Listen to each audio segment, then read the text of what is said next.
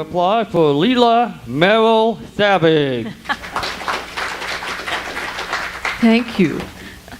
I have a couple of pieces to read tonight, and one of them is something that I wrote about in my writing class. I love the senior citizens writing class, and so this was just a short piece that we had written, and it's called An Old Reminder.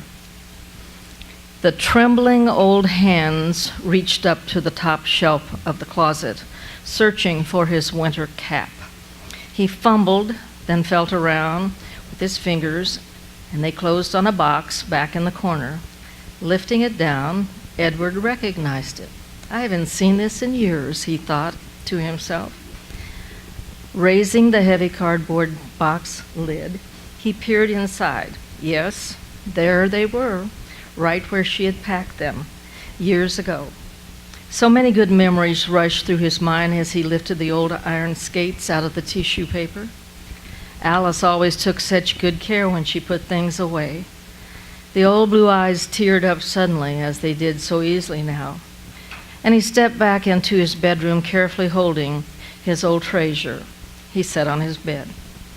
Suddenly in his mind's eye, he saw a sun-splashed day in early summer, with him skating down the old sidewalk in front of her house. Zipping up to her front door, he clumped up the wooden steps, calling out her name. "Alice, Alice, where are you?" came his cry. It was hard to keep his footing, but he managed not to fall down. Then there she was, auburn hair pulled tightly into pigtails, smiling wide blue eyes, and those pesky freckles sprinkled across the tilted nose. "Hi, can you come out and skate?" he asked. "Yes, silly, if you will look down and stop hanging onto the porch railing, you'll see I already have my shoe skates on. Let's go." She sat down on the steps and scooted down one at a time. Eddie said, "I see you're still having trouble staying upright. Here, let me help you." Taking her hand, he pulled her to her feet, and they started off. His knobby knees in his summer shorts boasted several scratches and scabs from crawling down, and he didn't want her to have an accident, too. "Do you have your skate key?" he questioned.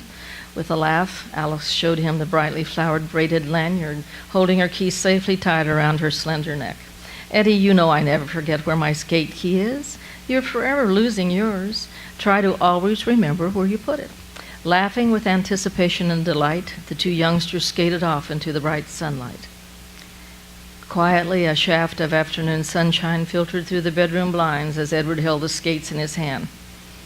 Alice had been gone a long time, but her memory was bright in his mind.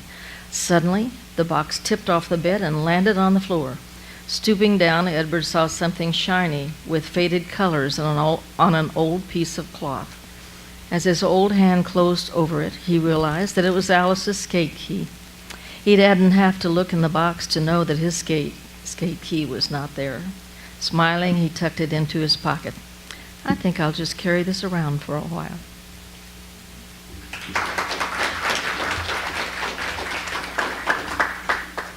And this is a possible chapter out of the book I've been writing forever. And those of you who know me well know that I'm still saying I'm going to finish it one of these days. But this is a chapter, I think, that has a lot to do with a relationship. It's called Pilar's Wedding. The gathering dusk disguised the handsome man as he strolled through the scattered, ebbing throng of wedding wishers. Dressed in a dark gray suit which stretched across his broad shoulders, the turquoise string tie made his blue-green eyes flash.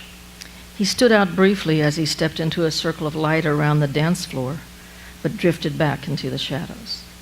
Appropriate music swirled through and around him as he scanned the crowd looking for her.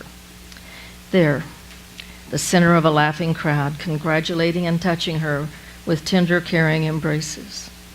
RJ approached the dance floor just as the MC announced the traditional dollar dance.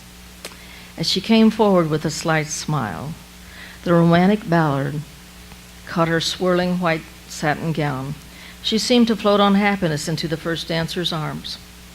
The groom was in the middle of his groomsmen, with his friends congratulating and teasing him on the far side of the floor.